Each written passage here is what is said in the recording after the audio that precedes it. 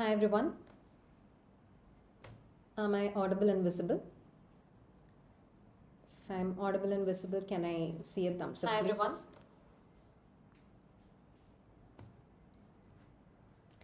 So this is Dr. Shanmugapriya, a PrepLadder faculty for Biochemistry, and my warm welcome to the Biochemistry part of NExT QBank Quest series. And in this session, I will be discussing few MCQs which I've chosen primarily to let you know what you can expect in NExT. Right, as we all know, there is so much of chaos which is going on about whether it's NEET or NExT. But all that I can tell you is hi Vikash, hi Yogesh, good evening Sunny. Hi Nihar. So all that I can tell you is NEET or NExT, you don't have to worry about it. Just keep calm and continue doing what you're supposed to do, which is nothing but acquiring knowledge. Because once your basics are strong, once your concepts are clear, and once you have established higher order of thinking, in the sense once you're able to apply any knowledge that you have gained to a regular practice, then you should be able to solve any MCQ. Okay, so you don't have to worry, and it is now more reassuring to all of you because they've given a clue or they've given a hint that 2019 batch students are not going to have NExT. Let's hope for the best. Let's hope that 2019 students do not have NExT and they have NEET, in which case the 2020 batch has got enough time to prepare themselves for next exam. So it's all about having basics strong. It's all about having your concepts straight. Okay. You can watch, anybody can watch this session because all these sessions will be conceptual, and once your concepts are clear, be it FMG or NEET or NExT, you'll be able to answer any MCQ. Okay, so what to expect in NExT? As we all know, you can expect in NExT mostly integrated clinical case based MCQs, right? That we know for sure. But what to expect in biochemistry? What are the topics that can be asked in biochemistry? As all of us know, inborn errors of metabolism, right? And inborn errors of metabolism, what are the topics? What are the subtopics that you should be very clear about? Of course, you should know about glycogen storage disorders, because even in the latest NEET 2023 exam, there were 2 MCQs on just glycogen storage disorders. So you'll have to be very clear about having a mental algorithm to solve any MCQ which is based on glycogen storage disorders. You will have to learn about mucopolysaccharidosis and of course about glycosphingolipidosis. But I also want you all to understand that biochemistry is not just about inborn errors of metabolism. As you all know, management of any patient, not just diagnosis, management of any patient is based on laboratory reports. And as far as laboratory reports are concerned, you will have to be very clear about renal function tests, liver function tests. Renal function tests, liver function tests. And apart from that, endocrinology, right? So you'll have to know about the biochemical aspects of actions of hormones. So once your biochemistry part of hormones is clear, you will be able to make any diagnosis related to endocrinological disorders. And of course, arterial blood gas analysis. Okay, so these are the topics that you will have to cover as far as biochemistry is concerned. Good evening, Dr. SJ. So with that introduction, let's start discussing few MCQs now. So this is question number 1. A 2-year-old boy is evaluated for EC bruising. So let's start from here. EC bruising. His parents reported that he develops marked bruising and open wounds following minor trauma. The skin is hyperextensible and is difficult to suture due to extreme fragility. A skin biopsy is performed and histochemical evaluation of the biopsy reveals a defect in the extracellular processing of collagen. Okay, so this is the key phrase that you should concentrate on. Good evening, Afsar. Which of the following steps of collagen synthesis most likely impaired in this patient? So whenever you're given a case-based MCQ, just summarize the positive findings and start excluding choices one by one. And in the given MCQ, are you expected to make any diagnosis? Yeah, of course, the diagnosis is straight away. It is Ehlers-Danlos syndrome, which is dermatose praxis type of Ehlers-Danlos syndrome. But you're not even expected to make this diagnosis. They've given you clearly that histochemical evaluation has revealed a defect in the extracellular processing of collagen, and they're asking you which of the following steps will get affected, which means they want to just check if you know what are the steps of collagen synthesis which happen within the cell and what are the steps which happen outside the cell. So what do you think is the right answer, all of you? Aradhana thinks it's choice A. Glycosylation, Kunj Patel also thinks it's choice A. So glycosylation of hydroxy lysine residues of course happens, but where does it happen? It happens in the rough endoplasmic reticulum within the cell. This is not related to extracellular processing of collagen. And then, so it is not choice A. It is not choice B as well. Interchain C-terminal disulfide bond formation. So as you all know, procollagen is a triple helix made up of 3 alpha polypeptide chains, wherein the N-terminal end and C-terminal end will form disulfide bridge that helps in the formation of triple helix. And this triple helix formation also gets over in rough endoplasmic reticulum. This is not something which is happening in the extracellular side. Okay, and then proline residue hydroxylation, that also happens in rough endoplasmic reticulum. So what is the only step which happens outside the cell?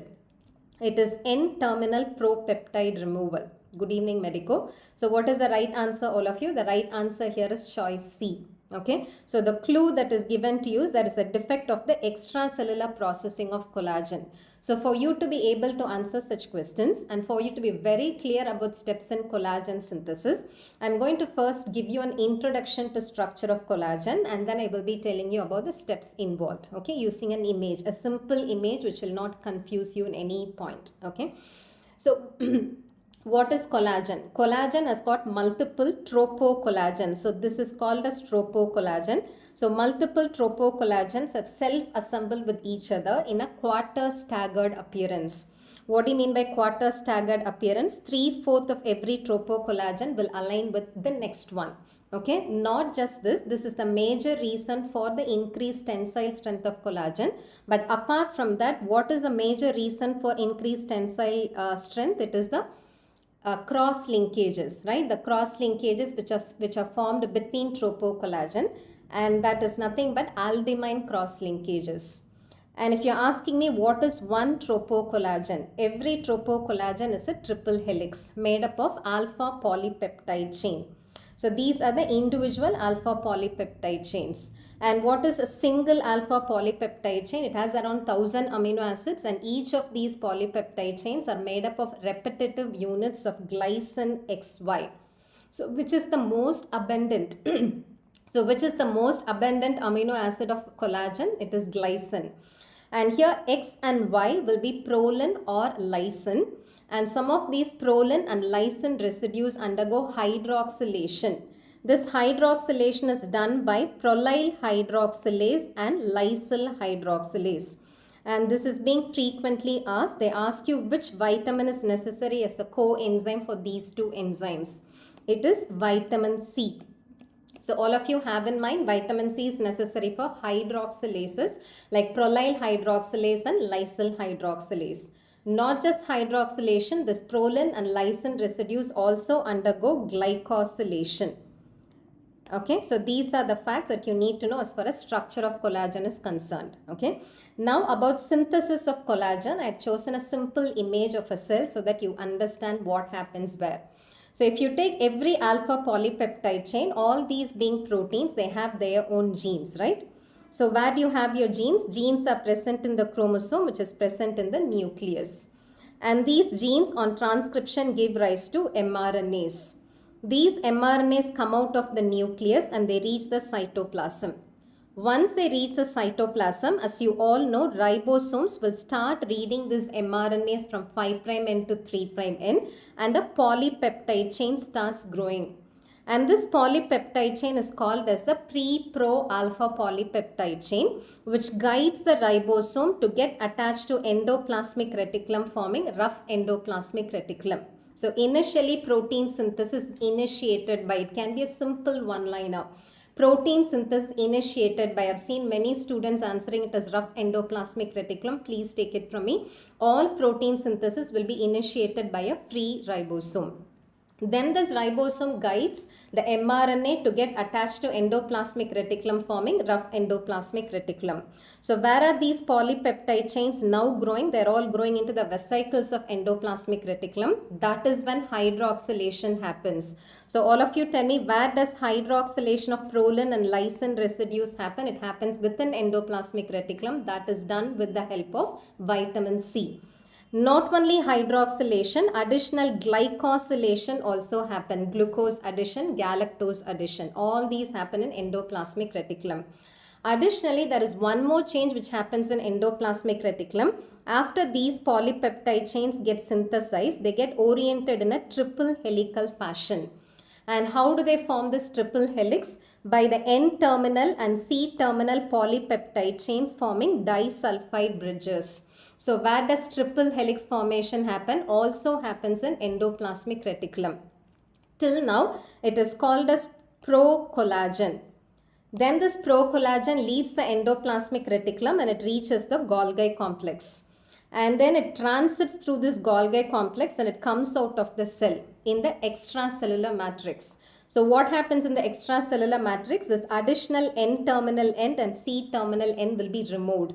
That is done by N-terminal proteinase and C-terminal proteinase. So that is how procollagen becomes tropocollagen. So all of you tell me, where do you mediate this transition from procollagen to tropocollagen? That is mediated by the removal of N-terminal and C-terminal ends by N-terminal proteinase and C-terminal proteinase. And that is how procollagen becomes tropocollagen. Then these tropocollagen molecules get self-assembled in a quarter-staggered appearance. After this quarter-staggered appearance is formed, now comes lysyl oxidase. And what is the mineral that is necessary for lysyl oxidase? It is copper. This is also asked often, right? Vitamin C is necessary for lysyl hydroxylase. Copper is necessary for lysyl oxidase. And after oxidation, you get aldehyde groups. Then these aldehyde groups form aldimine cross linkages, and that happens outside the cell.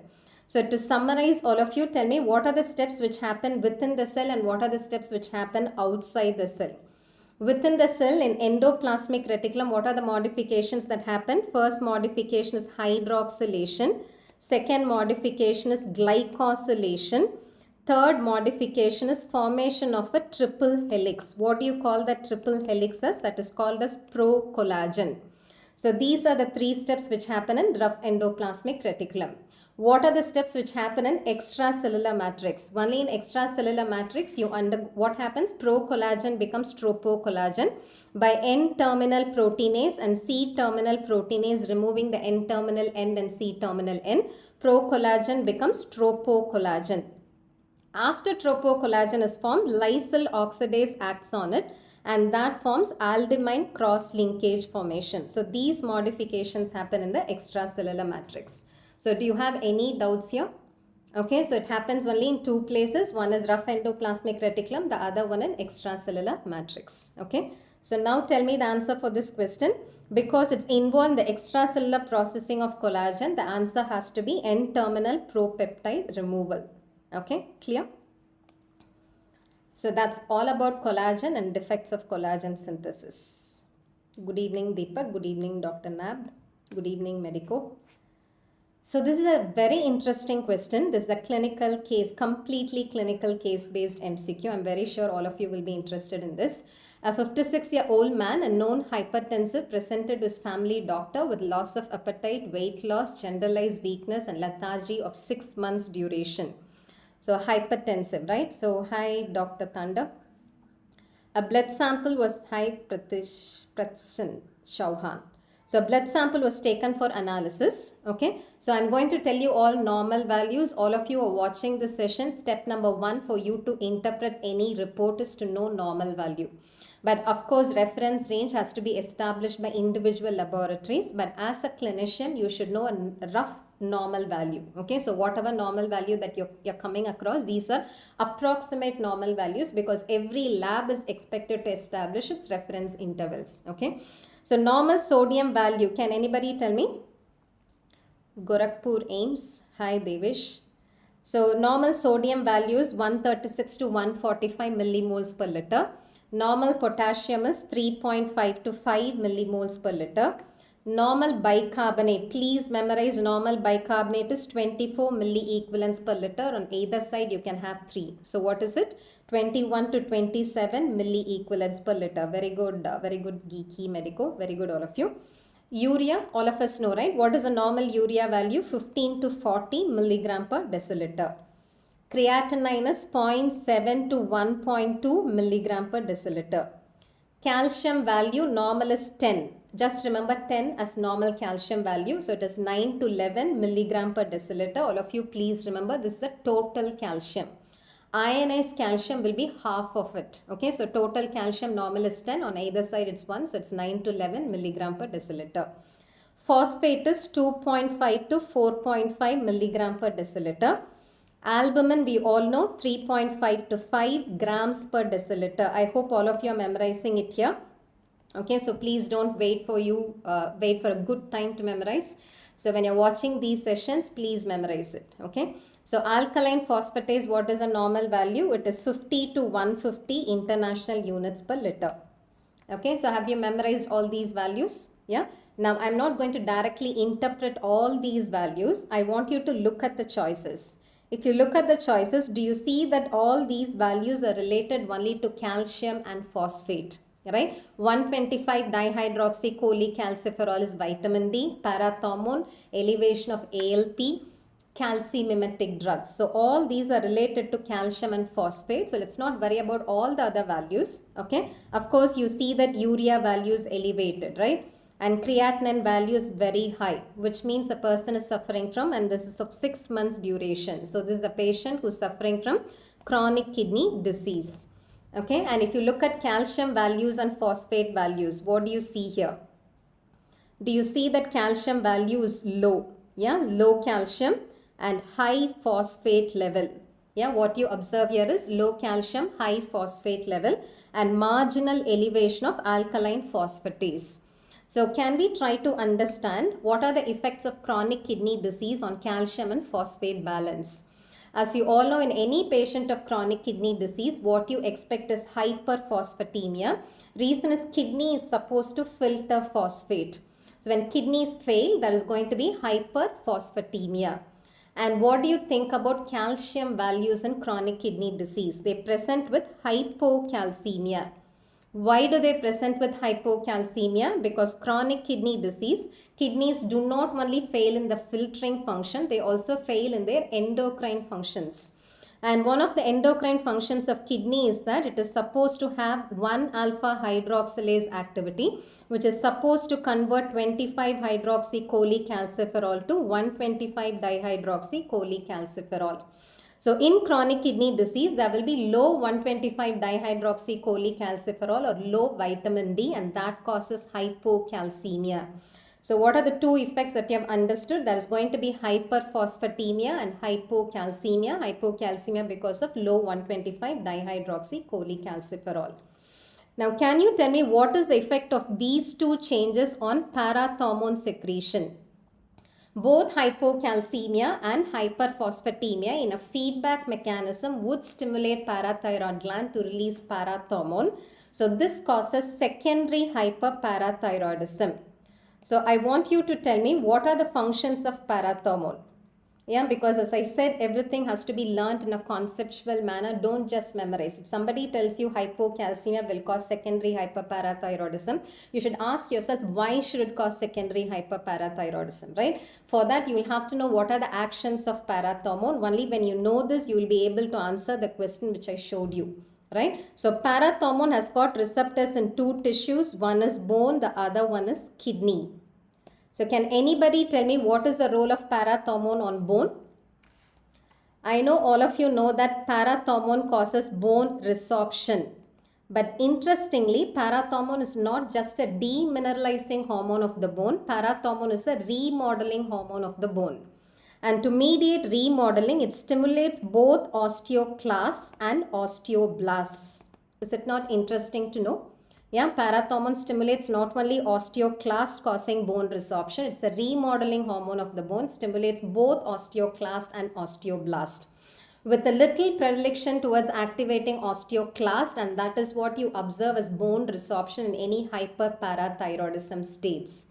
But then because it also stimulates osteoblast, whenever there is hyperparathyroidism, alkaline phosphatase level will be elevated. Do you understand this? In secondary hyperparathyroidism, alkaline phosphatase level will be high because it stimulates osteoblast as well. Now, what is its effect on kidney? It causes an increase in calcium reabsorption, to be very precise, in the distal convoluted tubule, and it inhibits phosphate reabsorption in the proximal convoluted tubule. Everything in peace. Parathormone inhibits phosphate reabsorption in the proximal convoluted tubule. It increases calcium reabsorption in the distal convoluted tubule. Put together, what is the effect of parathormone? Parathormone causes hypercalcemia and hypophosphatemia. Are you clear? Put together, parathormone causes hypercalcemia and hypophosphatemia. In that case, what do you think should be the stimulus for parathormone secretion? It should be hypocalcemia and hyperphosphatemia. Am I right? Hypocalcemia and hyperphosphatemia should cause parathormone secretion, and this stimulation is done by calcium sensing receptor. I hope you all know this. Your parathyroid follicular cells have got something called as calcium sensing receptor, and the function of these receptors is to sense the blood calcium. And if they find the blood calcium to be adequate, if the calcium sensing receptor senses the blood calcium to be adequate, they inhibit parathormone secretion. Is that clear? Yeah, they inhibit parathormone secretion if they find the blood calcium to be adequate. So tell me what happens in hypocalcemia? No inhibition of parathormone secretion. So that causes secondary hyperparathyroidism and chronic kidney disease. And this secondary hyperparathyroidism causes bone resorption, and that causes renal osteodystrophy, which can present as pathological fractures. Many a times they present with hip fractures, right? That is the reason. What is the reason? Secondary hyperparathyroidism. And that is why if you're treating a patient of chronic kidney disease, it's not enough if you just look at calcium, if you just look at urea, creatinine and electrolyte values, other electrolyte values. You should always be cautious about the development of secondary hyperparathyroidism. That is why we keep estimating intact PTH values. Okay, and if intact PTH values keep getting elevated, then it's an alarm that the person is getting into secondary hyperparathyroidism. And even if you think estimating PTH every now and then is not practically possible, you can keep estimating alkaline phosphatase levels. If alkaline phosphatase is getting elevated every time, then that also means there is a possibility of secondary hyperparathyroidism. Okay, so how will you treat this condition? Yeah, namaste. Tell me. So how will you treat if you see that a patient is ending up in secondary hyperparathyroidism? You should treat the causes of secondary hyperparathyroidism, right? You should not allow hyperphosphatemia to set in, for which you can give phosphate binders or you can start dialysis depending upon the stage of chronic kidney disease the patient is in. You give phosphate binders or you start dialysis, right? And then to treat low 125 dihydroxycholecalciferol, you can start vitamin D supplementation. And as far as vitamin D supplementation is concerned, it can be a double-edged sword because already there is hyperphosphatemia. When you super treat vitamin D deficiency, that can aggravate hyperphosphatemia. So if you see the secondary hyperparathyroidism to be disturbing a patient, what you can give is a calci-mimetic drug. Right? Have you heard of calci-mimetic drug? Ethyl calcitide, all of you? Yeah, you have ethyl calcitide and cinacalcet. And I'm sure all of you know much about these two drugs. Cinacalcet is one, right? Phase 1. So it initially cinacalcet came up and then it progressed to ethyl calcitide. Both go and act on calcium sensing receptor. As the name indicates, they mimic calcium and they cause an inhibition of parathormone release. Okay, but when you're treating the patient with cinacalcet and ethyl calcitide, you have to be very cautious because over treatment can result in hypoparathyroidism. And this hypoparathyroidism can result in adynamic bone disease. And that is why if you have decided to treat secondary hyperparathyroidism using calci-mimetic drugs like cinacalcet or ethyl calcitide, you should keep estimating ALP levels. So if the ALP level which kept increasing after you start cinacalcet will start declining, but if it decreases beyond a point, that should also be an alarm to you because the patient can now end up in adynamic bone disease that can also result in pathological fractures. And this is the significance of why you should keep estimating alkaline phosphatase levels in a patient of chronic kidney disease. Got it? Thank you, Uma Maheshwari. I hope it's clear to all of you. So the take-home message for all of you is, in a patient with chronic kidney disease, what can you observe? Hyperphosphatemia and hypocalcemia. What is the reason for hypocalcemia? Low levels of 125 dihydroxycholecalciferol. And both hypocalcemia and hyperphosphatemia can cause secondary hyperparathyroidism that results in renal osteodystrophy. To avoid renal osteodystrophy, you can keep phosphate levels in control. And to treat hypocalcemia, you can of course start vitamin D supplementation. Or to avoid secondary hyperparathyroidism, you can also start a calcimimetic drug like cinacalcet or ethelcalcetide. And cinacalcet is an oral drug. Ethelcalcetide can be clubbed with dialysis because it can be injected intravenously. So after every dialysis cycle, you can administer ethelcalcetide to avoid secondary hyperparathyroidism. In both the cases, why parathormone stimulates osteoblast? That's a good question. That is why I told you, Nihar, that parathormone is a remodeling hormone of the bone. And what is remodeling hormone? Wherever there is excess bone that has got deposited, it has to be removed, and it has to be deposited wherever there is higher weight bearing. So remodeling involves not only osteoclastic activity but also osteoblastic activity. That is why parathormone stimulates both osteoclasts and osteoblasts. Okay, hope that helps, Nihar. So which of the following statements is true? I see that all of you have answered it as B. Excellent. So do you think it's 125 dihydroxycholecalciferol levels will be high? No, it is going to be low. His PTH level is expected to be high because there is hypocalcemia and hyperphosphatemia. Elevation of ALP indicates adynamic bone disease. No, elevation of ALP indicates secondary hyperparathyroidism. In adynamic bone disease, what will you expect? Low ALP. Calcimimetic drugs should be avoided because there is a higher propensity for this person ending up in secondary hyperparathyroidism. You should start calcimimetic drugs. Okay. So the right answer here is choice B.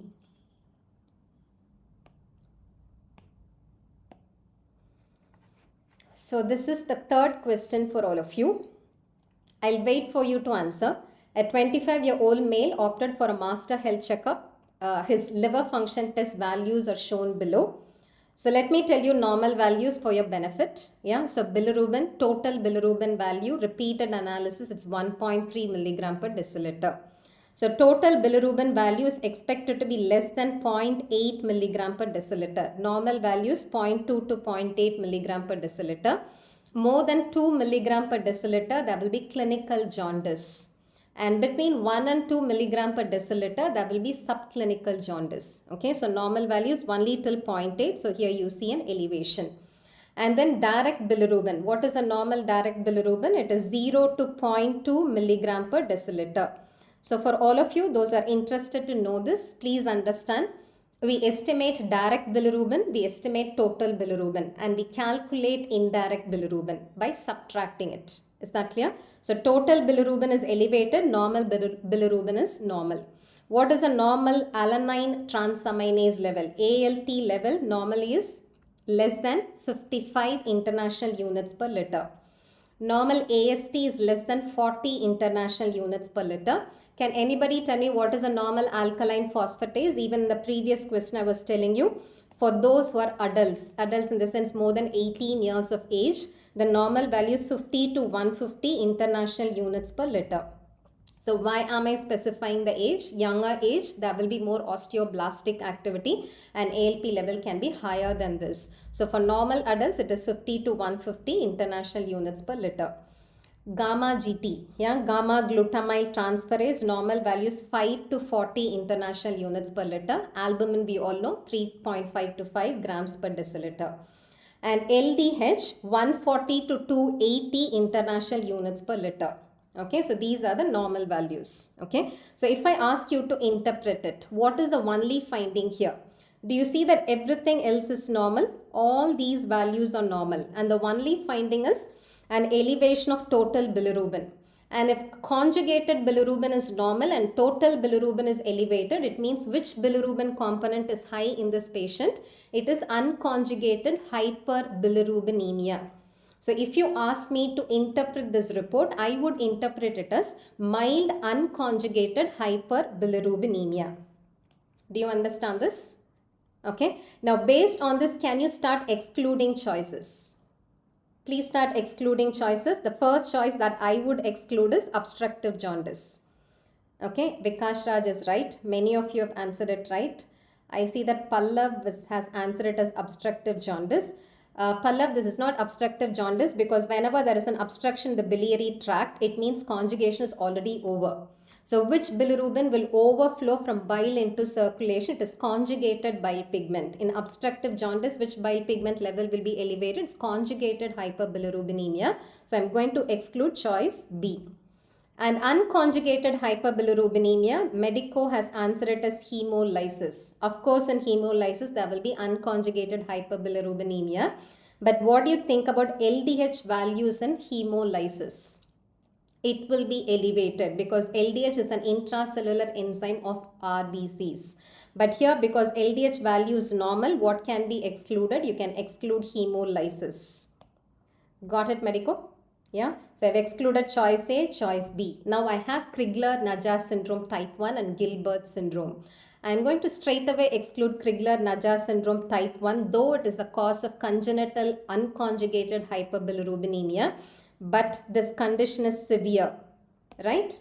Crigler-Najjar syndrome type 1 is expected to present on the first day, right, as neonatal jaundice, and it progresses to kernicterus, okay, and you have not seen such a history here. There is a 25-year-old male who's perfectly normal, has gone for a master health checkup and has found out something, okay. So what is the right answer here? The right answer here is Gilbert syndrome. Okay, so for your benefit, I'm going to tell you the differences between the three types of congenital unconjugated hyperbilirubinemias.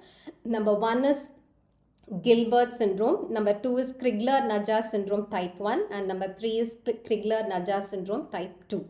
Okay, so these three conditions. And the first difference that you should all have in your memories, it should be clinical diagnosis step number 1, right? So clinically you should understand which is the most severe. Just now I told you Crigler-Najjar syndrome is severe. Gilbert is going to be a very mild condition, whereas Crigler-Najjar syndrome type 2 is moderate. Interestingly, though the clinical presentation is different, interestingly, all these three conditions are caused by the defect of UDP glucuronide transferase 1A1 gene. Okay, all these are caused by the mutation of the same gene, which is UDP glucuronide transferase 1A1. Then why is there a difference in the presentation? Because the type of mutation is different. In Gilbert syndrome, it is caused only by a mutation in the promoter region. Those of you who watched my session on genetics, I would have told you in detail about promoters. Promoters only help in regulating transcription. They are not coding regions. So when the mutation is in the promoter region, it's not going to cause a severe condition. It's a milder condition. Whereas Crigler-Najjar syndrome type 1 is caused by a mutation which is deletion. Always deletion mutations are severe. And type 2 is caused by a missense mutation. That is the difference between the three conditions. Okay. Now inheritance, anything which is severe should be autosomal recessive. Will you all agree with me? Anything which is severe should not be very commonly seen, right? So it has to be autosomal recessive, because only when it is autosomal recessive, only when both the alleles are defective, there is going to be presentation. So Crigler-Najjar syndrome type 1 is autosomal recessive, type 2 is autosomal dominant. Gilbert syndrome sometimes presents with autosomal recessive inheritance, sometimes with autosomal dominant inheritance. Now, what will be the presentation? Absolutely normal. The patient will be absolutely normal, and there will be an accidental finding that there is some defect in conjugation, and there will be a very mild unconjugated hyperbilirubinemia. Sometimes it comes to the surface after stress. Yeah, whenever an individual is stressed, there will be mild jaundice, then the person will be perfectly normal. Stress or starvation or infections, only then it precipitates unconjugated hyperbilirubinemia. Whereas Crigler-Najjar syndrome type 1, the presentation is severe, presents on the first day as neonatal jaundice, and it can progress to kernicterus. It does not respond to phenobarbital. Whereas Crigler-Najjar syndrome type 2, it's a moderate unconjugated hyperbilirubinemia which responds to phenobarbital. Do you understand this? Yeah. So these are the differences between Gilbert, Crigler-Najjar syndrome type 1 and type 2. So the summary is, which is more severe? Crigler-Najjar syndrome type 1 is severe, milder is Gilbert syndrome, but all these three conditions are caused by the mutation of which gene? UDP glucuronide transferase 1A1 gene, but the type of mutation is different. Gilbert is caused by promoter region mutation. Crigler-Najjar syndrome type 1 is a deletion mutation, type 2 is a mismatch error. Okay. So what is the right answer here? Mild unconjugated hyperbilirubinemia is Gilbert syndrome. So why should you make a diagnosis of Gilbert syndrome? Because there are many drugs which get metabolized by UDP glucuronide transferase. Not only bilirubin, some drugs also get metabolized. For example, cancer chemotherapeutic agent, irinotecan. Yeah, that gets metabolized by UDP glucuronide transferase. So once this diagnosis is made in a patient, then before such drugs are administered, the clinician should be watchful of presentation with complications. Okay, that is why diagnosing this condition is important. Mostly incidental, as I told you, sometimes following stress like infection or starvation, prolonged starvation, then they present with unconjugated hyperbilirubinemia.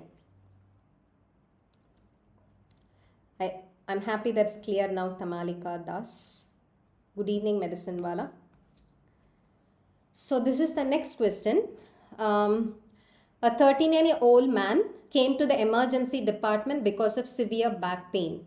An ultrasound was taken and renal stones were found. So the first positive finding is renal stones. Following the lithotripsy, a sample of the stone was sent for biochemical analysis. Results revealed presence of oxalate and glyoxalate. So here is a patient who's presenting with oxalate stones. And they've also made a diagnosis. You're not even expected to diagnose it. They've diagnosed it as primary hyperoxaluria type 1. Already I see answers here. Nirmala Menaria thinks it is choice A, protein folding defect. So is it caused by protein folding defect or silent mutation? I'm going to exclude silent mutation straight away, because when will you call something as silent? Silent mutation is wherein there is a change in the nucleotide sequence of the gene, okay? But the amino acid sequence of proteins is also normal. Do you get it? When will you call something a silent mutation? In spite of there being a change in the nucleotide sequences of a gene, if the amino acid sequences of the protein happens to be normal, then that is called a silent mutation. And this happens because of degeneracy of codon. Because you have more than one codon to code for the same amino acid. So because of a mutation, if a codon coding for one amino acid is replaced by a codon which codes for the same amino acid, that results in silent mutation. We know for sure this is not silent mutation, there are presentations, okay? And this is not acceptable mutation as well. When will you call something as acceptable mutation? There is a change in the amino acid sequence. To start with, there is a change in the nucleotide sequence, because of which there is a change in the amino acid sequence. But if the function of the protein remains normal, if the function of the protein remains normal, then that is called as acceptable mutation. I hope all of you are clear about the difference between silent mutation, acceptable mutation. Silent mutation is completely silent, even amino acid sequence is normal. In acceptable mutation, amino acid sequence is changed, but the function of the protein is normal. But in this case, both these can be excluded. And this is not a protein folding defect, it is a protein targeting defect. Okay. So all of you, please understand, type 1 primary hyperoxaluria is caused by which defect? Protein targeting defect. So I'm going to tell you all that you need to know about hyperoxaluria. Okay, so hyperoxaluria, if you ask me, I would say all common conditions you should be very clear of. Yeah, because next exam is something which is going to happen soon after you finish your final year. Right? A final year is not a specialist. A specialist is expected to know about even uncommon conditions and uncommon clinical presentations. But a final year student is expected to know all normal conditions, normal causes, renal stones. Coming across renal stone is going to be quite common in your practice. Okay. So you should be very clear about conditions like renal stones. Okay. So hyperoxaluria. I want you to know that there are two types of hyperoxaluria. One is primary, the other one is secondary. Obviously, secondary hyperoxaluria can be because of an increased intake of oxalate in the diet. And if you're asking me what are the foods which are rich in oxalate, it is chocolates. Okay, chocolate, tea, beetroot, green leafy vegetables. So the good news is green leafy vegetable is not that good always. Okay, I personally don't like it. So whenever I see this list, I feel happy. Okay, so intake of oxalate rich food. So what are the food items which are rich in oxalate? It is chocolate, tea, beetroot, green leafy vegetables. And this is dietary secondary hyperoxaluria. But you should also know about something called as enteric hyperoxaluria. So what is enteric hyperoxaluria? Normally 5 to 10% of the oxalate in the diet get absorbed along the intestine. And if you're asking me what happens to the remaining oxalate in the diet will get attached to calcium that is present in the diet, will get excreted in the feces as calcium oxalate. Do you understand this? Remaining oxalate will get excreted in the feces as calcium oxalate. But what happens whenever there is fat malabsorption? Fatty acids will stay back in the intestinal lumen, and these fatty acids will form soaps with calcium. So what happens? There is not enough calcium that is available, right? Only when there is calcium that is available, calcium oxalate will get excreted in feces. Now that there is no calcium, free oxalate will get absorbed in the paracellular route, and that causes secondary hyperoxaluria. Okay, so have you understood this? So almost all teas, if you're asking me, does green tea have oxalate? It also has got oxalate. Okay, is that your question? ST has got a good answer, Tata tea. So most of the tea, I mean not just green tea, any tea has got oxalate. Okay. So tell me, what are the two causes of secondary hyperoxaluria? One is dietary hyperoxaluria. The other one is enteric hyperoxaluria. What is enteric hyperoxaluria? Whenever there is steatorrhea, whenever there is fat malabsorption, fatty acids present in the intestine react with calcium. So there is not enough calcium to form calcium oxalate, and free oxalate get absorbed paracellularly. Now about primary hyperoxaluria. So primary hyperoxaluria is related to glycine metabolism. Okay, and if you're asked how is any amino acid metabolized, it not necessarily, not only glycine. Even if they ask you about tyrosine or any amino acid in your body, most of the amino acids, when they get metabolized, they react with the keto acid. So glycine also reacts with the keto acid, and the keto acid is pyruvate. And all these amino acids give off their amino group to the keto acid. That way this amino acid becomes a keto acid, and the keto acid which you get from glycine is glyoxylate. So whenever glycine undergoes catabolism, glycine reacts with the keto acid which is pyruvate. Glycine gives off its amino group to pyruvate. That way glycine gets converted to glyoxylate. Pyruvate, after it accepts the amino group, becomes an amino acid, and that amino acid is alanine. Okay, and this conversion happens in peroxisome. And interestingly, the enzyme which catalyzes this conversion also catalyzes the reversible reaction. So if I ask you to name this enzyme, can you look at this and name the enzyme? Yeah, the enzyme is glyoxylate alanine aminotransferase. Is it not a logical name? The enzyme name is glyoxylate alanine aminotransferase, which is present in peroxisome. Luckily, this enzyme is reversible. So any glycine which undergoes metabolism to form glyoxylate will undergo a reversible reaction, helps in regenerating glycine, that thus maintaining glycine pool. Okay, but this glyoxylate, when there is excess glyoxylate, more than what can be converted back to glycine, excess glyoxylate will be acted upon by glyoxylate reductase, okay, to form glycolate. And only when there is excess glyoxylate, more than what is getting converted to glycolate, glyoxylate becomes oxalate.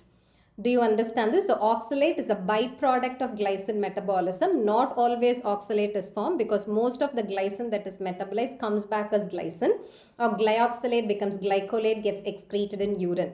Okay. Now what are the causes of hyperoxaluria? We have type 1 primary hyperoxaluria, which is a protein targeting defect, wherein this enzyme glyoxylate alanine aminotransferase, instead of being placed in peroxisome, gets placed in mitochondria. It gets misplaced in mitochondria, after which it loses its reversible reaction. So all glycine that get metabolized just become glyoxylate, and all glyoxylate will become oxalate. That causes primary hyperoxaluria type 1. I hope all of you have memorized it. There are two facts that I want you to remember. Primary hyperoxaluria, both the conditions are caused by defects of glycine metabolism. Type 1 primary hyperoxaluria is a protein targeting defect caused by misplacing. What is getting misplaced? Glyoxylate alanine aminotransferase, instead of being there in peroxisome, gets misplaced in mitochondria, and the reversible reaction does not happen. So all the glyoxylate become oxalate.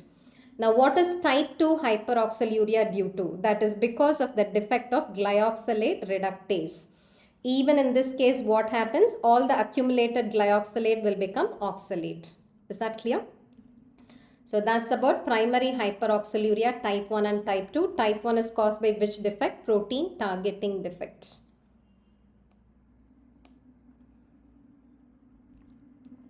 So this is the fifth question.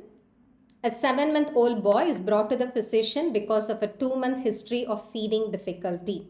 So what is the first finding? All of you, please have in mind, there are just 2 steps that you need to follow for clinical case-based MCQs.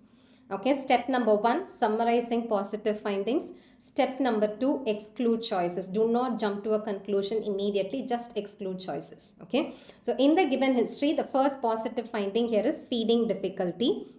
He is unable to sit. His neck veins are distended. Crackles are heard at both lung bases. Cardiac examination reveals S3 gallop. I am seeing answers already. Dr. SJ says it is lysosomal acid maltase defect. So cardiac examination reveals S3 gallop. So these 3 findings, neck veins are distended, JVP, elevation. Crackles are heard at both lung bases, so lung congestion. Cardiac examination reveals C3 gallop. So there is cardiac failure. Okay, probably. So neurologic examination revealed. I see some of you to answer it as choice B. Rohit thinks it's choice B. Nirmala thinks it's choice B. Okay, let's try to exclude choices. Neurologic examination revealed profound weakness of both proximal and distal muscles. Chest X-ray shows cardiomegaly. Serum glucose is normal. So if I ask you to summarize positive findings, there are 3 positive findings. One is cardiomegaly and cardiac failure. Right? Cardiomegaly and cardiac failure. Second positive finding is muscle weakness. And the third positive finding is normal plasma glucose. Okay? So you have all these in your mind. Okay, now I'm going to give you how to answer an MCQ based on glycogen storage disorders. Then I'll come back to these choices. Okay, so as far as glycogen storage disorders are concerned, these disorders present either with hypoglycemia, or they present with exercise intolerance, or they present with both, mostly. Yeah, mostly they present with hypoglycemia or with exercise intolerance, or they present with both. So when will a glycogen storage disorder present with hypoglycemia? For answering that, you will have to know what are the 2 pathways which can maintain blood glucose. The first pathway is liver glycogenolysis. The second pathway is gluconeogenesis. I hope all of you know that we don't have any other miracle to increase plasma glucose. What are the 2 pathways which can increase plasma glucose? One is liver glycogenolysis. The other one is gluconeogenesis. And when will they present with exercise intolerance? Whenever there is a defect of muscle glycogenolysis. At this point, can you all get this registered in your mind? Liver glycogenolysis increases blood glucose. Muscle glycogenolysis cannot. All that muscle glycogenolysis can do is, it can provide the necessary fuel for the muscle to work. Do you understand this? Muscle is selfish. It stores glycogen, uses glycogen for its own purposes. It cannot increase plasma glucose. It's used only for the muscle to work. So whenever there is muscle glycogenolysis defect, it presents with exercise intolerance. Or whenever there is a glycolytic enzyme defect. Okay, whenever there is a glycolytic enzyme defect, because white muscle fibers are dependent on glycolysis. That is when they present with exercise intolerance. When will you see both?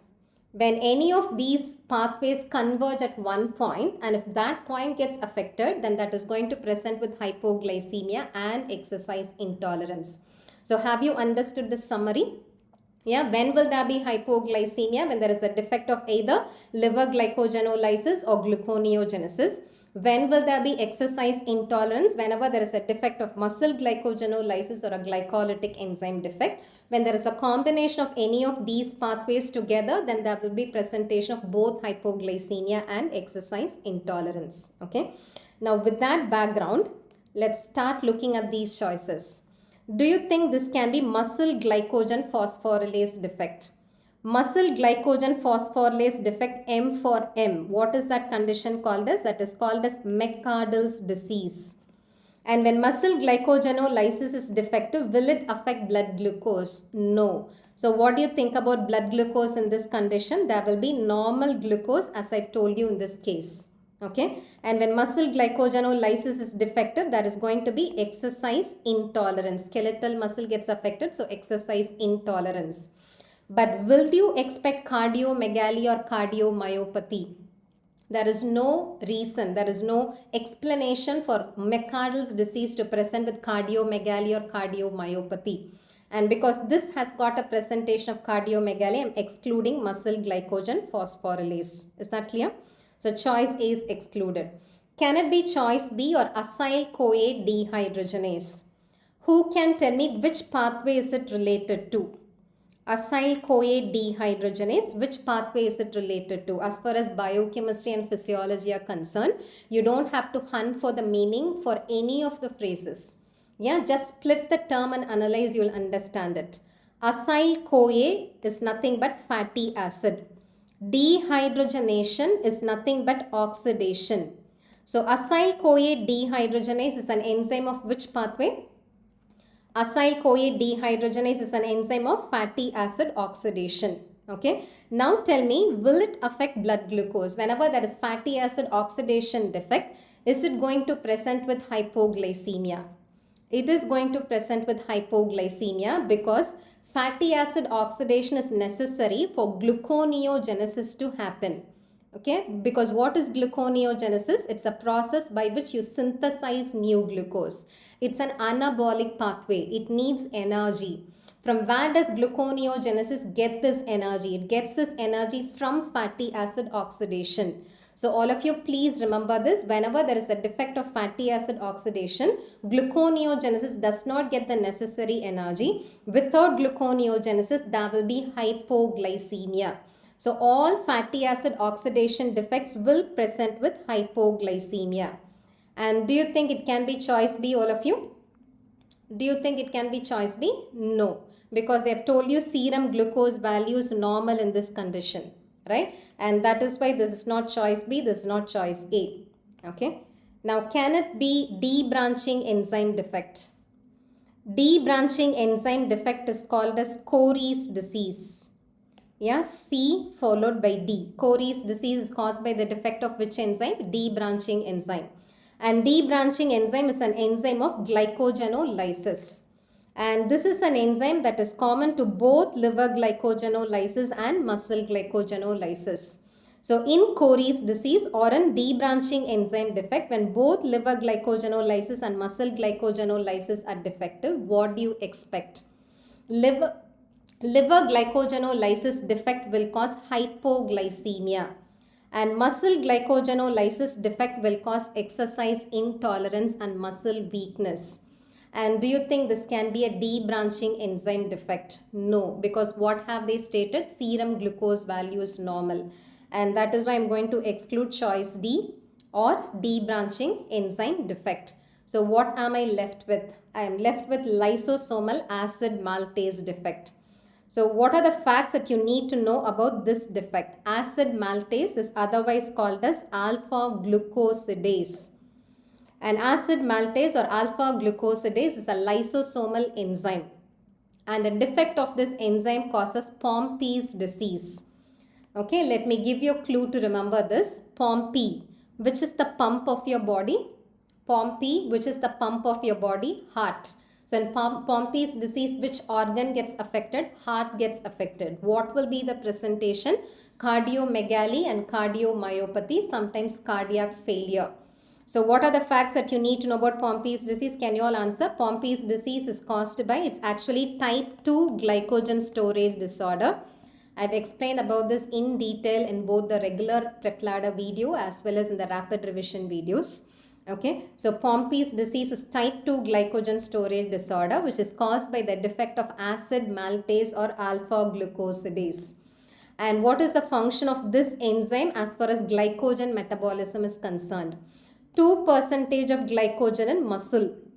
When I say muscle, both in skeletal muscle and cardiac muscle get metabolized within lysosome with the help of this enzyme. So when this enzyme is defective, both skeletal muscle and cardiac muscle get affected.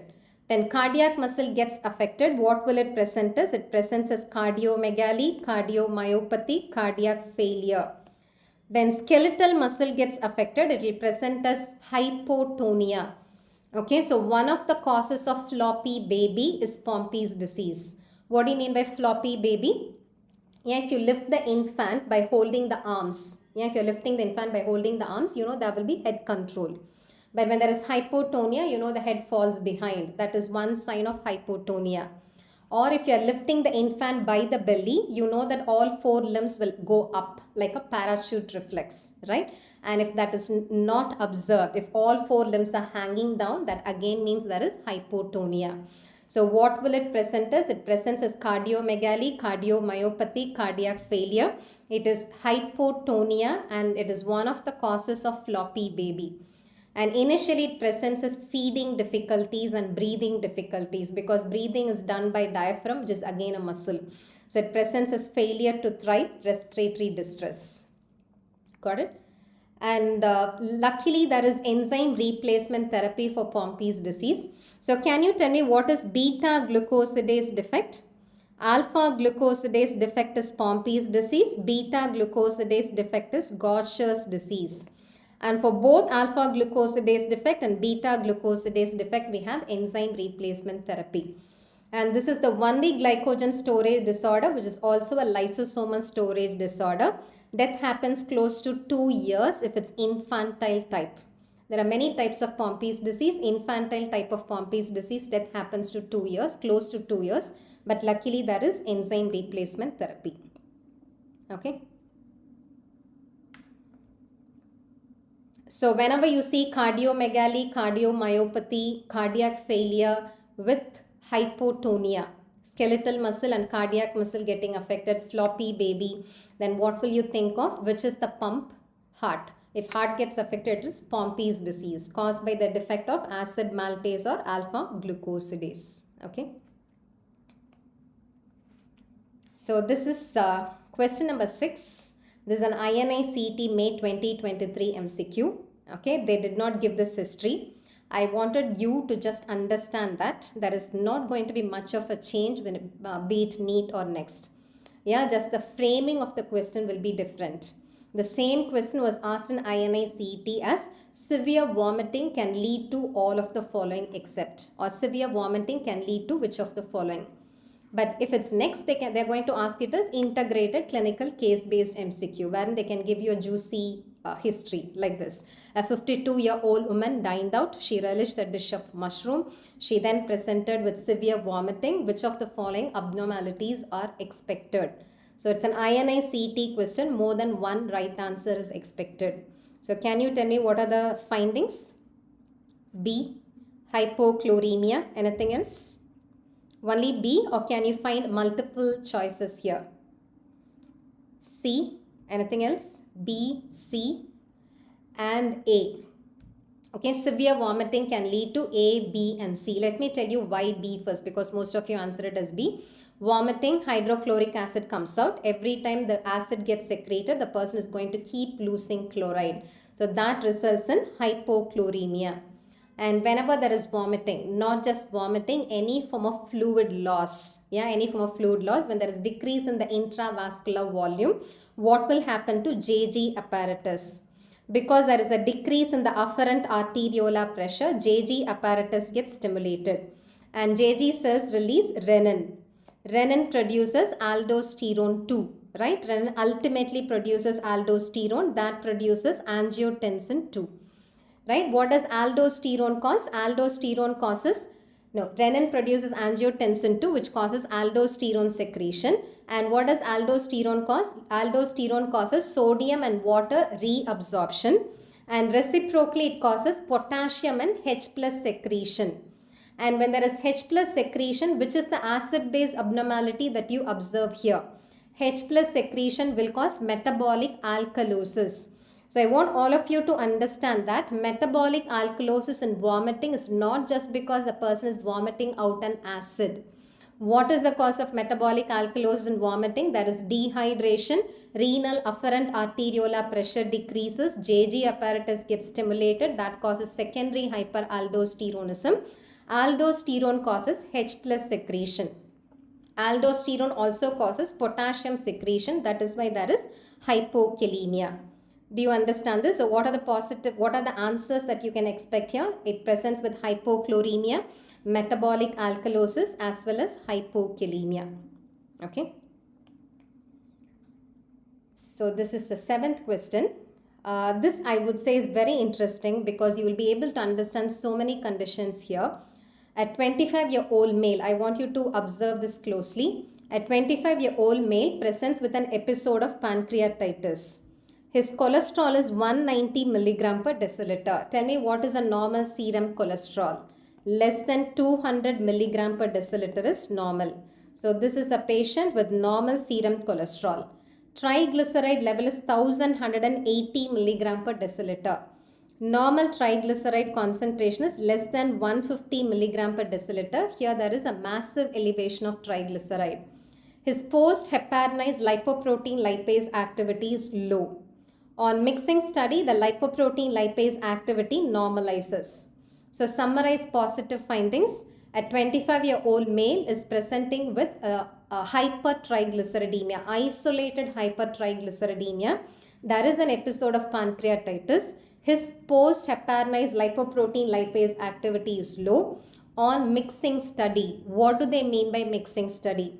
Generally in mixing study, we take the patient's plasma. Yeah, we take the patient's plasma and we add equal volume of pooled normal plasma. Okay, and after we add equal volume of pooled normal plasma, we repeat the enzyme activity.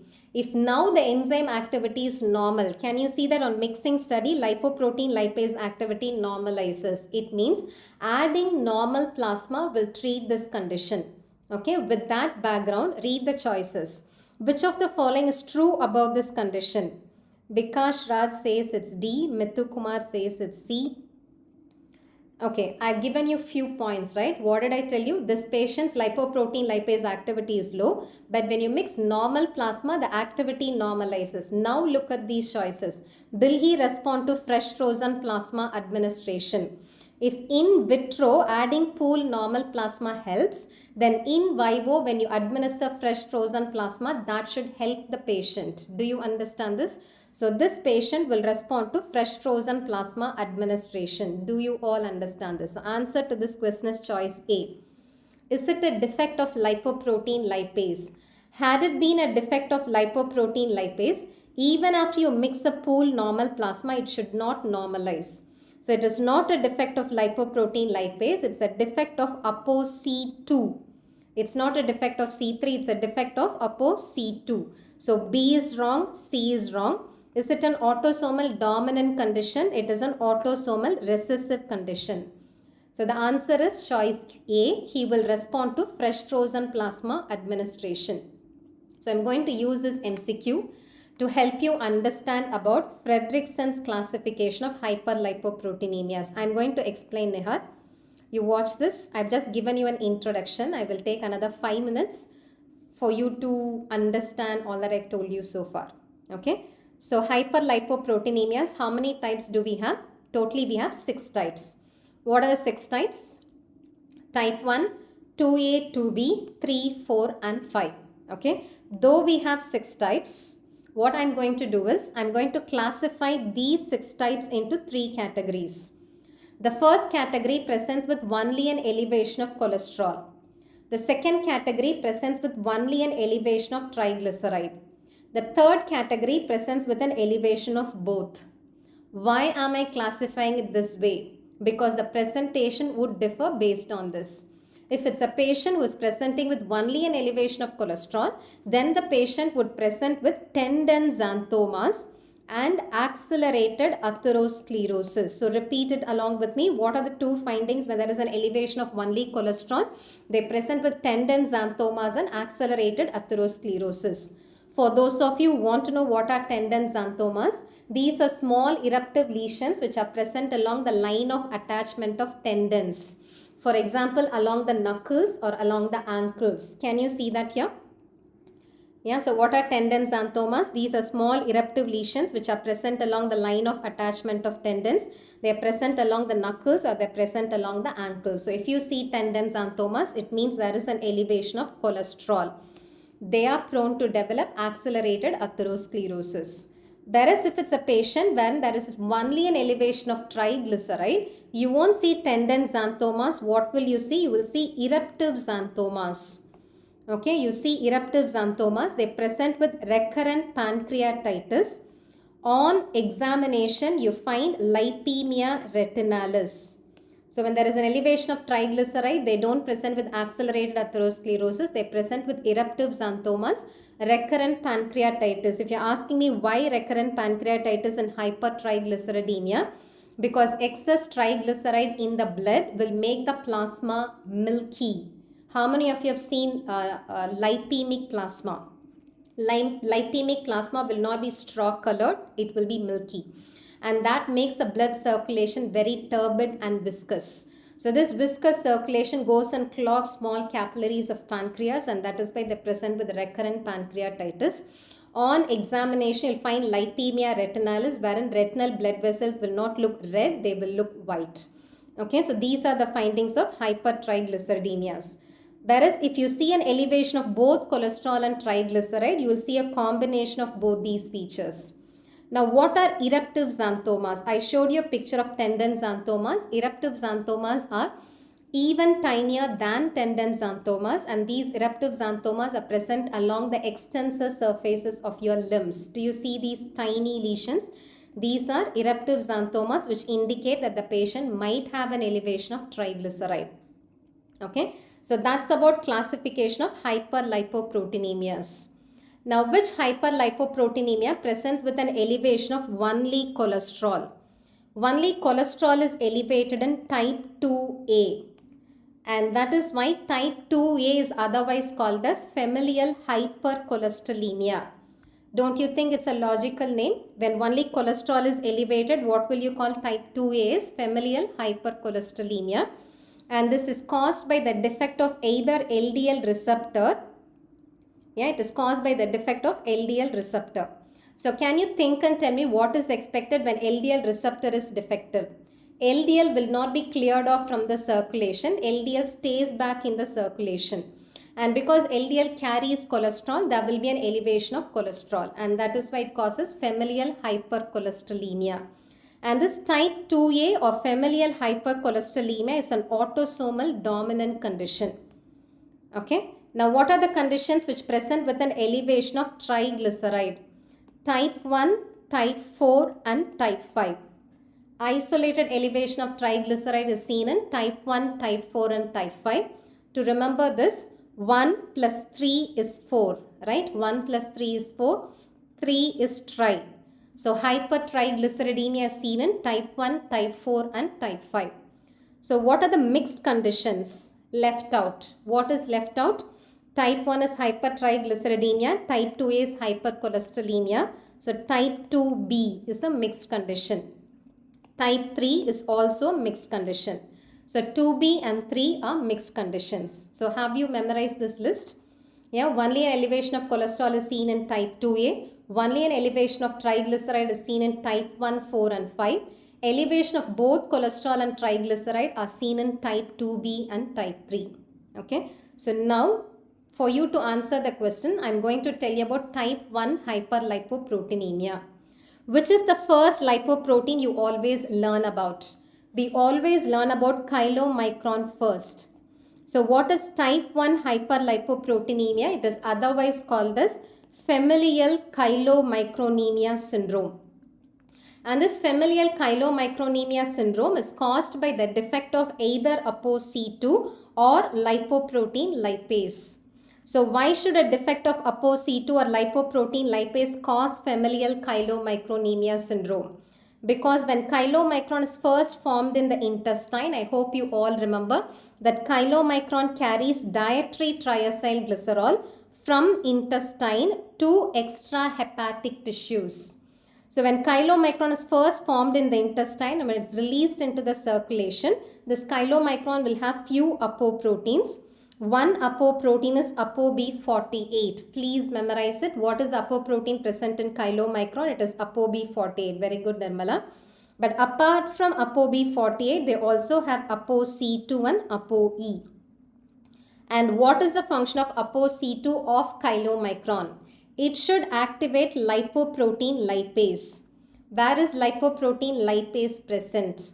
It is clinging to the vessel wall. Please remember, lipoprotein lipase is not floating in the blood. Lipoprotein lipase is clinging to the vessel wall, held in place by heparin sulfate. Now, once ApoC2 activates lipoprotein lipase acts on chylomicron's triacylglycerol, cleaves this triacylglycerol to give glycerol and fatty acid. Then these fatty acids get into extrahepatic tissues. Are you clear about this? So what is that you know about chylomicron? Chylomicron carries dietary triacylglycerol from intestine to extrahepatic tissues. How does it reach extrahepatic tissues? After it is formed in the intestine, is released into circulation. Chylomicron has got ApoB48, ApoC2 and ApoE. ApoC2 activates lipoprotein lipase. Lipoprotein lipase acts on chylomicron's triacylglycerol, cleaves it to give glycerol and fatty acid. Then these fatty acids get into extrahepatic tissues. Now think logically and tell me what is expected when there is a defect of either ApoC2 or of lipoprotein lipase. In either case, chylomicron will not be metabolized. So chylomicron stays back in the circulation. And won't it cause familial chylomicronemia syndrome? Yeah, it will cause familial chylomicronemia syndrome. That is why I told you it is caused by the defect of either ApoC2 or lipoprotein lipase. And this chylomicron carries triacylglycerol. So what will it present as? It will present as familial hypertriglyceridemia, right? There will be excess triglyceride. When there is excess triglyceride, what will be the presentation? It is going to present with recurrent pancreatitis. On examination, you'll find lipemia retinalis. They present with eruptive xanthomas. So if you observe a patient with recurrent pancreatitis, eruptive xanthomas, and you find lipemia retinalis, you suspect hypertriglyceridemia. You are estimating triglyceride level. You see that the triglyceride level of this patient is over the roof. Yeah, it is close to 1500 milligram per deciliter. Okay, so what will you first suspect? You're going to first suspect type 1 hyperlipoproteinemia. How will you make a diagnosis of type 1 hyperlipoproteinemia? You should show that lipoprotein lipase enzyme activity of this individual is low. Right? To make a diagnosis of this condition, what should you show? You should show that lipoprotein lipase enzyme activity of this individual is low. For that, if you just collect blood sample of the individual, that is not going to serve the purpose. Because lipoprotein lipase is not floating in the blood, it is clinging to the vessel wall. So just collecting blood sample and then estimating lipoprotein lipase activity is not going to serve the purpose. How will you collect the blood sample? You inject heparin into the individual and then you collect the blood sample. That is what we mean by post-heparinized blood sample. So when you inject heparin in the blood will compete with heparin sulfate of the vessel wall to hold the enzyme. So now the enzyme will get detached from the vessel wall, will now start floating in the blood. And this blood will act as a source of lipoprotein lipase. So post-heparinized lipoprotein lipase activity, if that is low, then we know it is type 1 hyperlipoproteinemia. With that, your work is not over.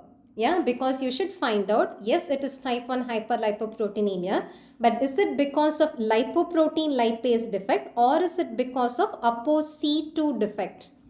You should find that out, right? Why should you find out? Because if it's ApoC2 defect, the person will respond to fresh frozen plasma administration. What do you mean by fresh frozen plasma? You're collecting blood sample from multiple individuals.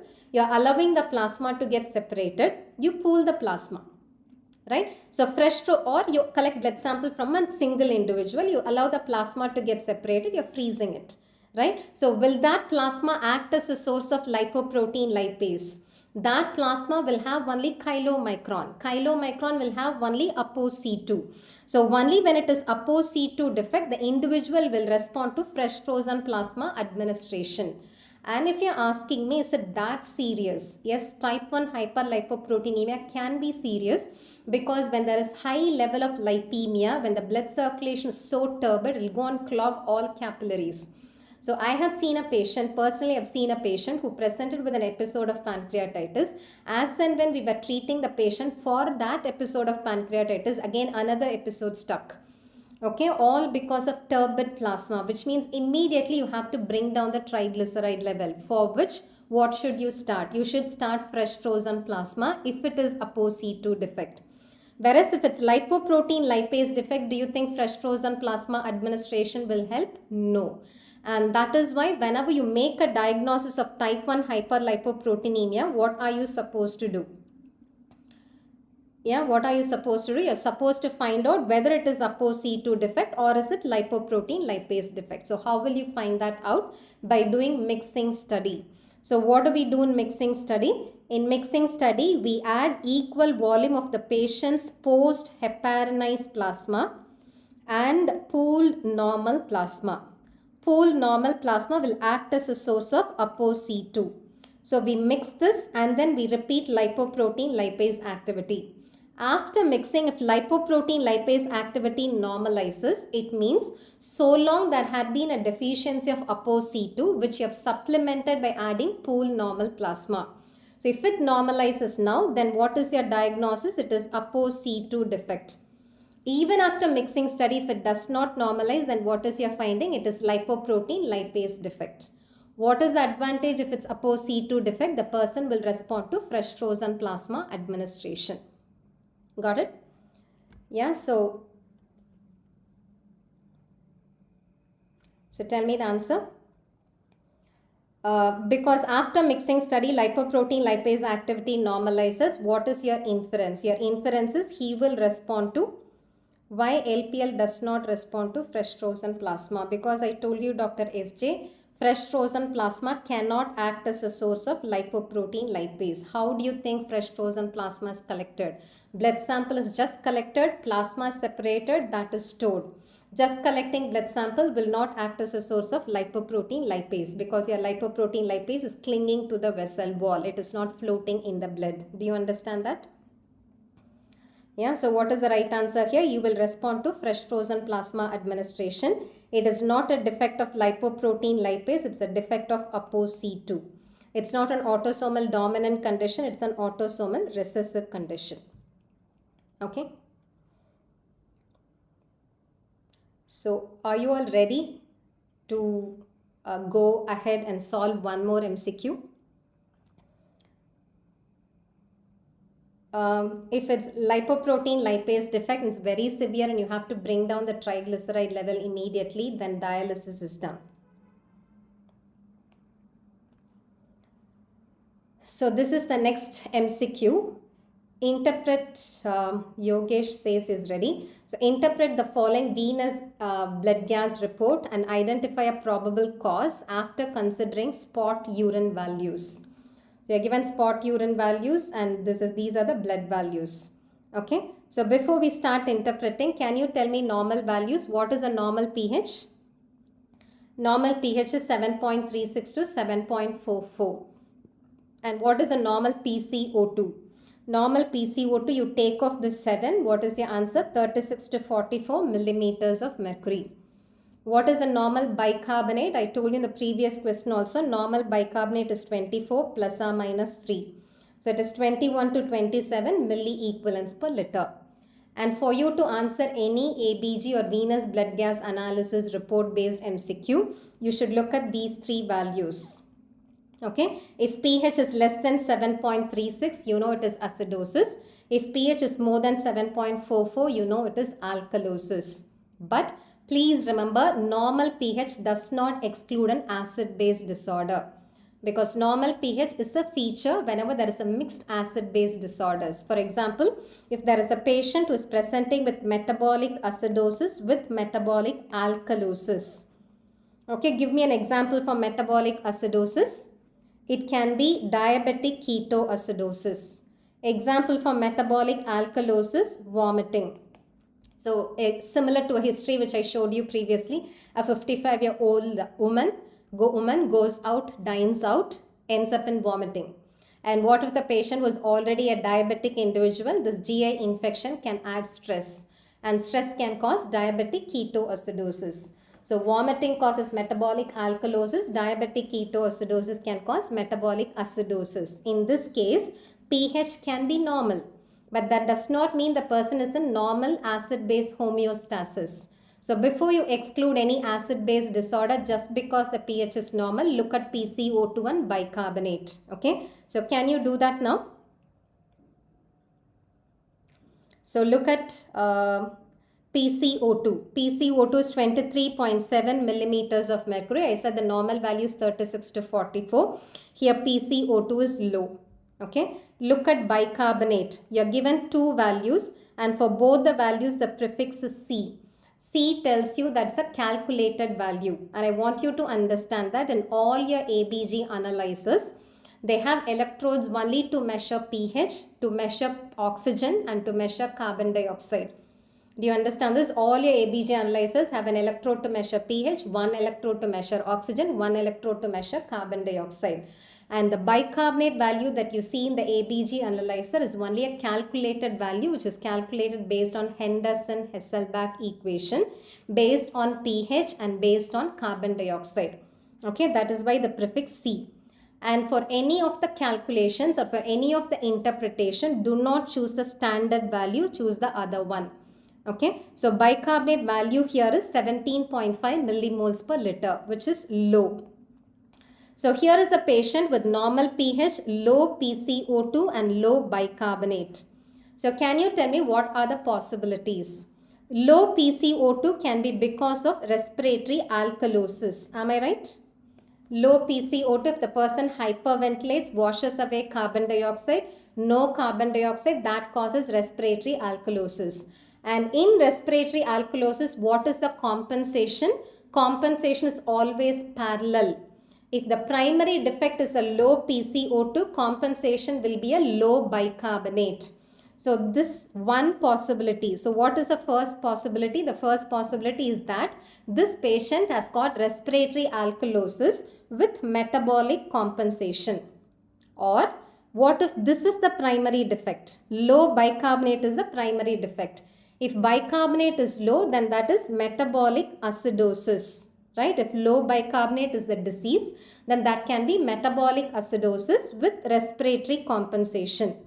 So we have two things in mind. Yeah, we don't know whether it's respiratory alkalosis with metabolic compensation or is it metabolic acidosis with respiratory compensation.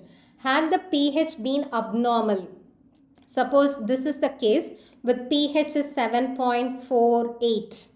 If the pH was 7.48, I know for sure that this is alkalosis. If I know this is alkalosis and if that is accompanied by low PCO2, I'll immediately say this is respiratory alkalosis. Right? But here the pH is not given. Okay? What if the pH of this patient was 7.32 and there is low bicarbonate? Then I would say this is metabolic acidosis. So had the pH been abnormal, I would have clearly picked up one among these two. But because the pH is normal, I am not able to find out whether it's alkalosis or is it acidosis. That is when you should check base excess. Yeah, when the pH is normal and you do not know whether there is alkalosis that is predominating or is this acidosis that is predominating, you check base excess. Base excess is usually between -2 to +2. Okay, and in this individual, base excess is -7.7. So base excess is too low, which means the person does not have base at all. If the person does not have base, what is the acid-base abnormality that you see? No base is acidosis. So what kind of a condition that the person is presenting with? The person is presenting with an acidotic condition.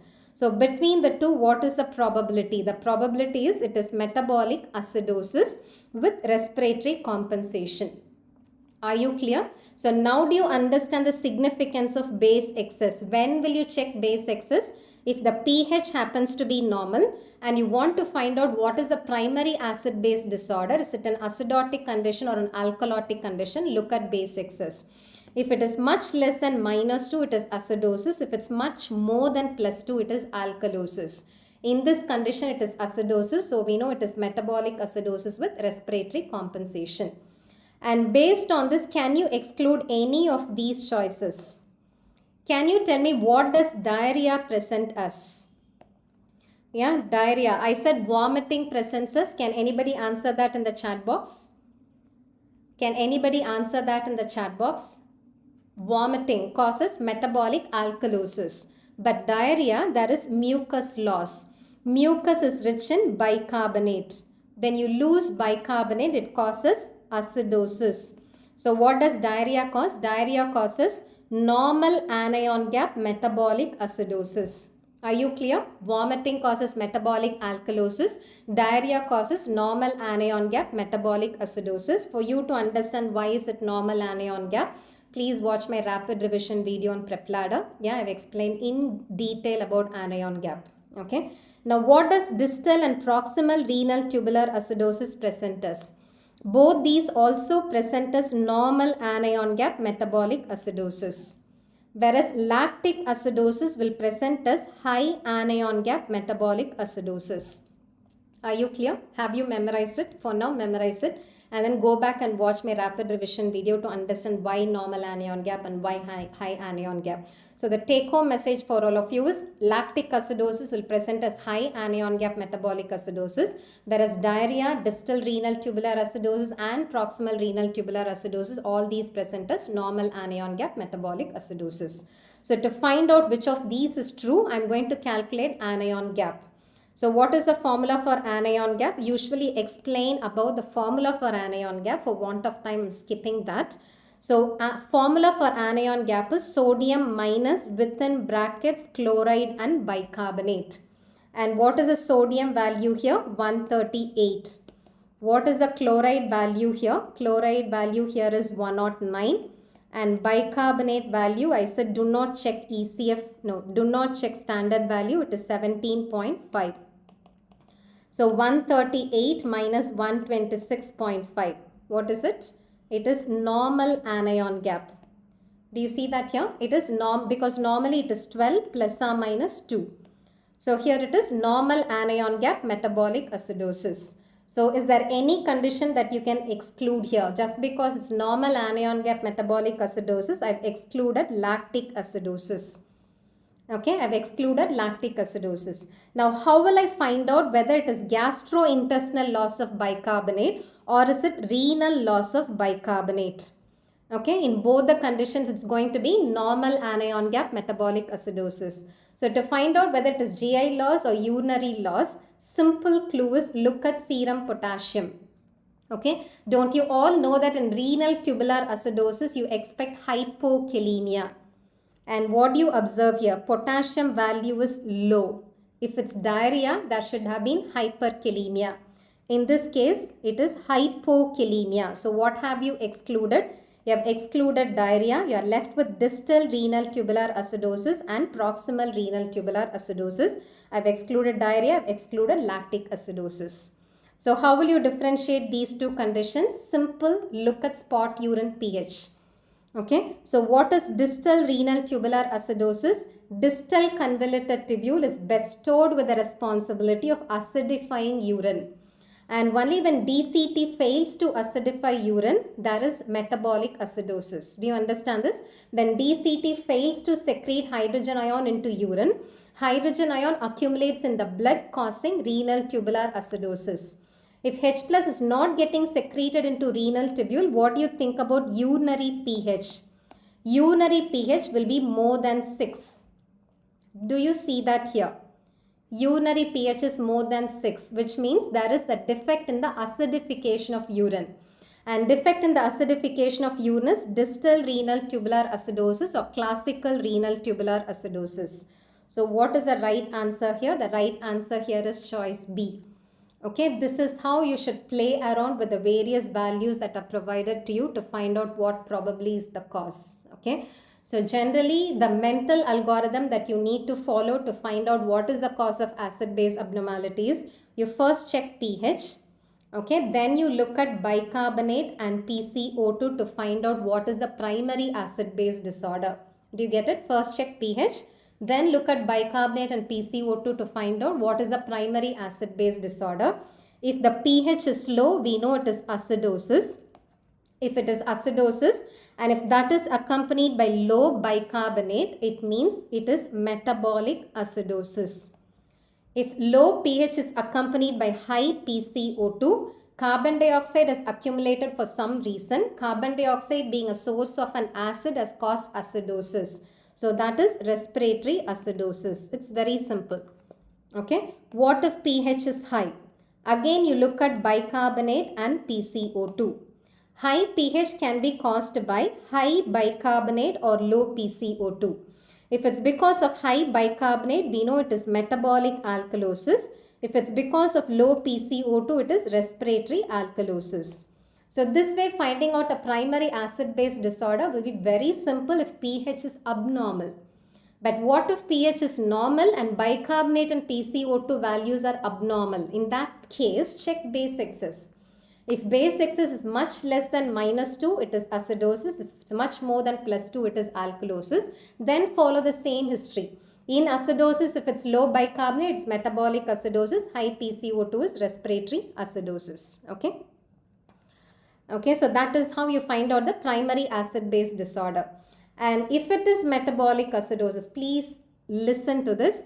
Only when it is metabolic acidosis, you should start calculating anion gap to find out whether it is high anion gap metabolic acidosis or is it normal anion gap metabolic acidosis. If it's normal anion gap metabolic acidosis, it's either diarrhea or renal tubular acidosis. How will you find out whether it's diarrhea or renal tubular acidosis? Simple clue is to look at potassium. If you see hypokalemia, it's most probably renal tubular acidosis. Actually, you can also look at urinary anion gap. For want of time, I'm not telling you that. For now, look at potassium. If there is hypokalemia, it is renal tubular acidosis. Okay. And then in renal tubular acidosis, to find out it's proximal or distal. Distal is a defect of acidification of urine. So in distal renal tubular acidosis, in spite of the blood pH being acidic, urinary pH does not fall below 6. Okay, that means it is distal or classical renal tubular acidosis. Got it? So this is just an outline of how to solve an acid-base, how to solve an ABG report-based question.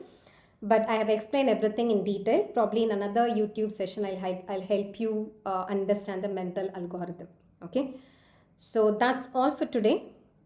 I hope I helped you understand how significant it is to have a conceptual understanding of biochemistry for you to be able to solve integrated case-based MCQs. Okay. So the take-home message for all of you is biochemistry is not just about pathways. It's not just about cycles. There is so much beyond it. Yeah, management of a patient is possible only when you have a clear understanding of biochemistry. Okay. So thank you all. We'll meet you sometime later. Best wishes. Thanks.